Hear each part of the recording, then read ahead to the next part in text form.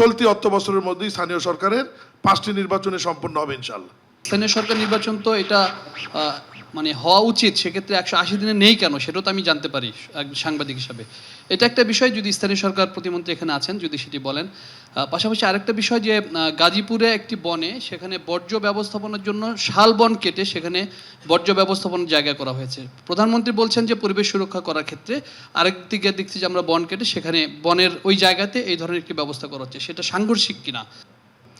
স্থানীয় সরকার নির্বাচন নিয়ে আমরা বহুবার উত্তর দিয়েছি প্রশ্ন, তারপর আমি পরিষ্কার করতে চাই।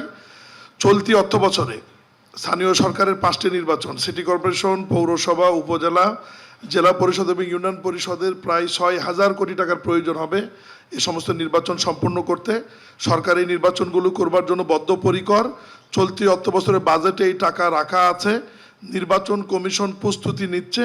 নির্বাচন কমিশনের প্রস্তুতি শেষ হলে নির্বাচন কমিশন, স্থানীয় সরকার বিভাগ এবং অর্থ বিভাগ আমরা সমন্বিতভাবে বসে কোন নির্বাচনটি আগে করব কোনটা পরে করব এটা ঠিক করে সরকারের সম্মতি নিয়ে আমরা মাঠ পর্যায়ে নির্বাচনে চলে যাব। তবে এটা নিশ্চিত থাকবেন, চলতি অর্থ বছরের মধ্যেই স্থানীয় সরকারের 5টি নির্বাচনে সম্পন্ন হবে ইনশাআল্লাহ।